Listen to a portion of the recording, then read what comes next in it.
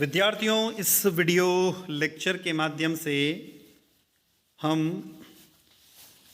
इस video lecture में discuss करेंगे BA, BSc, BCom, BBA, BCA, बीएचएससी तृतीय वर्ष का जो आपका वोकेशनल कोर्स है जिसका नाम है clinical nutrition and diets, Madhya Pradesh में लागू नई शिक्षा नीति के अनुसार उसका प्रयोग क्रमांक प्रथम यानी प्रैक्टिकल नंबर फर्स्ट इस वीडियो लेक्चर के माध्यम से हम देखने वाले हैं। तो विद्यार्थियों, ये प्रैक्टिकल फर्स्ट है जिसको आपको अपने प्रैक्टिकल रिकॉर्ड में नोट डाउन करना होगा। ऑब्जेक्ट दिया हुआ है आपके सिलेबस के अकॉर्डिंग, तृतीय वर्ष के सिलेबस के अकॉर्डिंग इन्हीं दो पोषण एवं स्वास्थ्य कार्यक्रमों की केस स्टडी करना। Do a case study of any two nutrition and health programme. विद्यार्थियों, इस वीडियो लेक्चर में हम हिंदी और इंग्लिश दोनों लैंग्वेज में बैक टू बैक देखेंगे। आप जिस भी मीडियम के विद्यार्थी उस मीडियम के अकॉर्डिंग आप नोट डाउन कर सकते हैं। तो बात करते वर्तमान में भारत में प्रमुख पोषण एवं स्वास्थ्य कार्यक्रम यानी currently major nutrition and supplementary programme in India.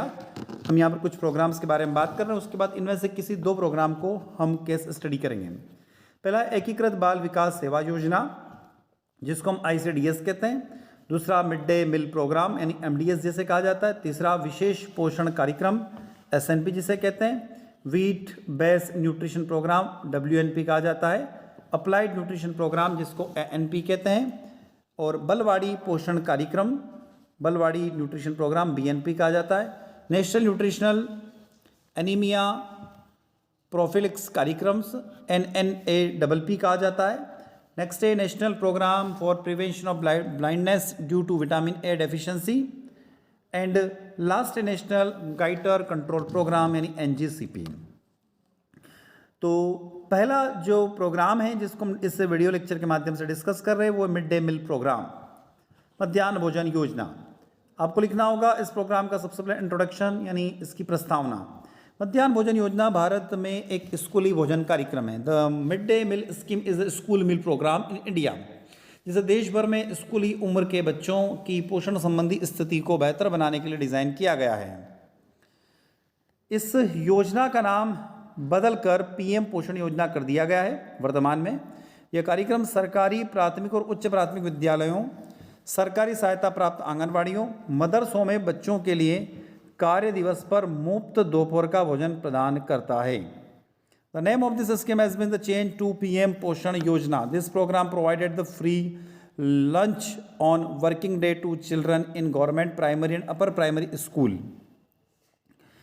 आगे बात करें तो 1.2 मिलियन से अधिक स्कूली और शिक्षा गारंटी योजना केंद्रों में 120 मिलियन बच्चों को सेवा प्रदान करने वाली मध्याह्न भोजन योजना दुनिया में अपनी तरह की सबसे बड़ी योजना है। विद्यार्थियों, क्या सबसे बड़ी योजना में शामिल की गई है।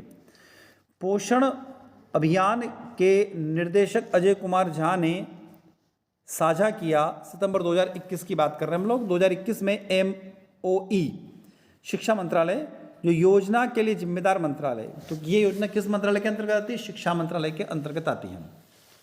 तो इस योजना का नाम बदलकर PM पोषण, प्रधानमंत्री पोषण शक्ति निर्माण योजना कर दिया गया। तो कब हुआ? सितंबर 2021 में इसका नाम बदल दिया गया है। पहले मिड डे मील स्कीम थी, अब इसका नाम क्या कर दिया गया है? तो प्रधानमंत्री पोषण शक्ति निर्माण योजना कर दिया गया है। केंद्र सरकार ने यह घोषणा की कि 2022 तक सरकारी और सरकारी सहायता प्राप्त स्कूलों में पूर्व प्राथमिक शिक्षा प्राप्त करने वाले अतिरिक्त 22 लाख को भी इस योजना के तहत शामिल किया जाएगा। मतलब ऐसे छात्र छात्राएं जो पूर्व में शिक्षा प्राप्त कर चुके उनको भी इसके अंदर शामिल किया जाएगा। अब सेंट्रल की क्या इनिशिएटिव है, केंद्र सरकार ने क्या पहल की, तो उसकी तरफ चलते हैं। राष्ट्रपति प्रणब मुखर्जी ने केंद्र सरकार द्वारा संचालित स्कूल में मध्याह्न भोजन योजना का शुभारंभ किया। तो इस योजना का शुभारंभ करने का श्रेय किसको जाता है? President Pranab Mukherjee. Launch mid day meal schemes in the school run by the central governments. Bharat सरकार ने 15 अगस्त 1995 को प्राथमिक शिक्षा के लिए पोषण संबंधी सहायता का राष्ट्रीय कार्यक्रम NSPE शुरू किया। इस योजना का उद्देश्य प्राथमिक विद्यालयों के बच्चों को पोषण की स्थिति में सुधार करके प्राथमिक शिक्षा की प्रभावशीलता में सुधार करने में मदद करना है। तो 15 अगस्त 1995 को प्राथमिक शिक्षा के लिए पोषण संबंधी सहायता का राष्ट्रीय कार्यक्रम प्रारंभ किया गया। प्रारंभ में इस योजना को सरकारी सहायता प्राप्त और स्थानीय निकाय संचालित स्कूलों में कक्षा 1 से 5 तक के छात्रों में को भोजन उपलब्ध कराने के लिए देश के 2408 ब्लॉकों में लागू की गई और 1997-98 तक ये योजना पूरे देश में लागू की गई। तो शुरुआत में यह 2408 ब्लॉकों में लागू की गई थी, पर 1997-98 में योजना पूरे देश में एक साथ लागू कर दी गई। इस कार्यक्रम के तहत कक्षा 1 से 5 तक नामांकित बच्चों को 300 कैलोरी और 12 ग्राम प्रोटीन वाला पका हुआ मध्याह्न भोजन उपलब्ध कराया जाता है। अक्टूबर 2007 में इस योजना में शैक्षिक रूप से पिछड़े 3479 ब्लॉकों में 6 से 8 तक की उच्च प्राथमिक कक्षाओं के छात्रों को शामिल किया गया और इसका नाम राष्ट्रीय पोषण सहायता कार्यक्रम से प्राथमिक शिक्षा में बदलकर स्कूलों में मध्याह्न भोजन का राष्ट्रीय कार्यक्रम कर दिया गया। हालांकि पका हुआ भोजन उपलब्ध कराया जाना था, अधिकांश राज्य पहले से ही पका हुआ भोजन उपलब्ध कराने के अलावा छात्रों को सूखा राशन भी उपलब्ध प्रदान करना चुना। सूखा राशन से तात्पर्य 80% उपस्थित वाले बच्चों को 3 किलो कच्चा गेहूं या चावल का प्रावधान है। पात्रताएं: प्रतिदिन प्रति बच्चा भोजन की न्यूनतम मात्रा और कैलोरी सामग्री के लिए पोषण संबंधी दिशा निर्देश। मध्याह्न भोजन योजना के तहत प्रतिदिन प्रति बच्चा पात्रता मानदंड। Eligibility criteria per child per day under mid day meal scheme. यहाँ पर वस्तुएं यानी कि पदार्थ दिए हुए हैं। जैसे कैलोरी की बात करें हम लोग तो प्राइमरी सेक्शन के लिए 450 ग्राम और अपर प्राइमरी सेक्शन के लिए 700 ग्राम। प्रोटीन 12 ग्राम में और 20 ग्राम में। चावल और गेहूँ 100 और 150। दाल यानी पल्सेस 20 और 30 ग्राम। वेजिटेबल यानी सब्जियाँ 50 और 75 ग्राम। तेल और वसा 5 और 7.5 ग्राम। सूक्ष्म पोषण तत्व विटामिन ए, आयरन और फोलेट की गोलियां और कृमिनाशक दवाओं के मामले में छात्र राष्ट्रीय ग्रामीण स्वास्थ्य मिशन के स्कूल स्वास्थ्य कार्यक्रम में प्रदान की जाने वाली राशि प्राप्त करने का हकदार रहता है। फाइनेंस की बात करें, वित्त की बात करें तो केंद्र और राज्य सरकार मध्याह्न भोजन योजना की लागत साझा करती है, जिसमें केंद्र का 60% और राज्य सरकार का 40% रहता है। केंद्र सरकार अनाज और अन्य खाद्य पदार्थों के लिए वित्त पोषण प्रदान करती है। सुविधाओं, परिवहन और श्रम की लागत संघीय और राज्य सरकारों द्वारा साझा की जाती है। तो विद्यार्थियों, ये था मिड डे मील जो स्कीम है उसके बारे में कंप्लीट डिटेल। अब हम चलते हैं यहाँ से राष्ट्रीय पोषण एनीमिया प्रोफिलिक्स कार्यक्रम यानी NNAPP के तहत, यानी नेशनल न्यूट्रिशन एनीमिया प्रोफिलिक्स प्रोग्राम। पोषण संबंधी एनीमिया भारत में एक प्रमुख सार्वजनिक स्वास्थ्य समस्या है। यानी nutritionally anaemia is a major public health problem in India. NNAPP was started in 1917। इसकी शुरुआत 1970 में हुई थी। यह एक केंद्र प्रायोजित योजना है। It is a centre sponsored scheme. Anaemia विशेष रूप से प्रजनन आयु वर्ग की महिलाओं और छोटे बच्चों को प्रभावित करता है। ऐसा अनुमान है कि 50% से अधिक गर्भवती महिलाएं एनीमिया से पीड़ित रहती हैं। आयरन और फोलिक एसिड की कमी के कारण पोषण संबंधी एनीमिया लगभग 20% मात्र मृत्यु दर के लिए प्रत्यक्ष और अप्रत्यक्ष रूप से जिम्मेदार होता है। एनीमिया भी समय से पहले जन्म, जन्म के समय, कम वजन और प्रसवकालीन मृत्यु दर की उच्च घटनाओं का एक प्रमुख कारण है। तो nutrition anaemia causes bye iron and folic acid deficiency is directly or indirectly responsible for about 20% of material deaths. Maternal deaths. Anemia is also the major causes of a premature birth, low birth weights and high incidence of paternity mortalities. वर्तमान में 22 million वयस्क और 30 million बाल लाभार्थियों को कार्यक्रम के तहत कवर किया जा रहा है। इसका उद्देश्य क्या है, इसका ऑब्जेक्ट के बारे में बात करते हैं। कार्यक्रम का लक्ष्य प्रजनन आयु वर्ग की महिलाओं, विशेष रूप से गर्भवती और और स्तनपान करने वाली महिलाओं और पूर्व स्कूली बच्चों में एनीमिया की व्यापकता और घटनाओं को कम करना है। कार्यक्रम के विशिष्ट उद्देश्य क्या? The specific objective of the programme are haemoglobin के स्तर के आकलन के माध्यम से माताओं और छोटों बच्चों में पोषण संबंधी एनीमिया की आधारभूत व्यापकता का आकलन करना।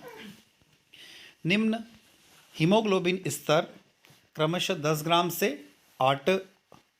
10 ग्राम से कम और 8 ग्राम से कम वाली माताओं और बच्चों को एनीमिया रोधी उपचार पर रखा जाए।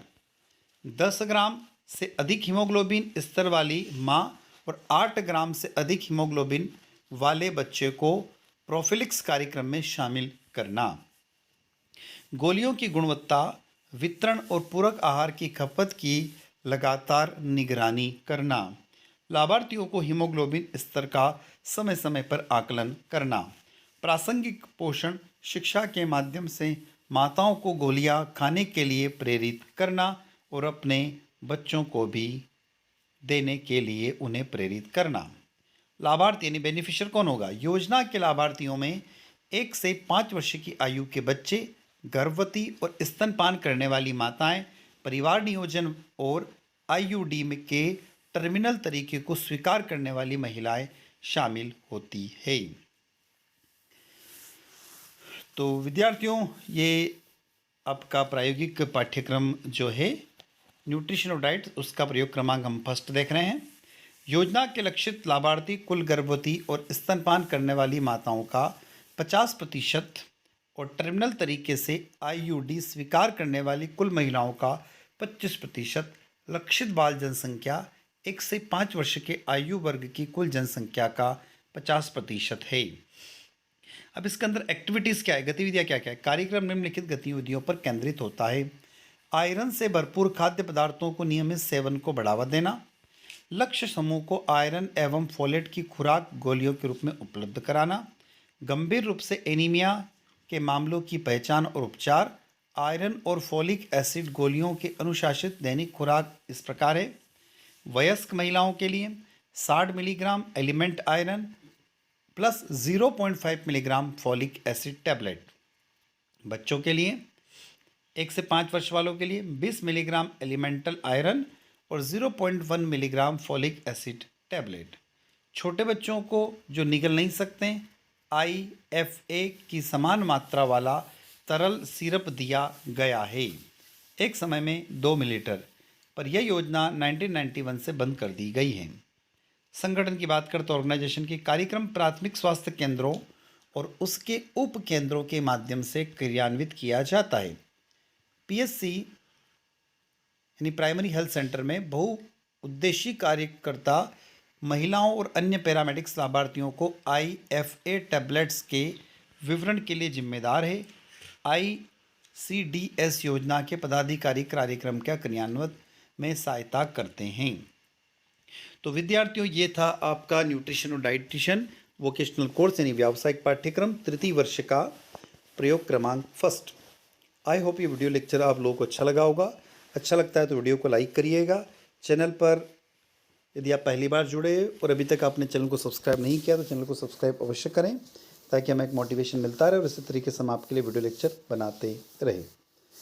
साथियों, वीडियो को लाइक करें, अपने दोस्तों तक इसको शेयर अवश्य करें। इसी के साथ हम आपसे विदा लेते हैं। जय हिंद, जय भारत।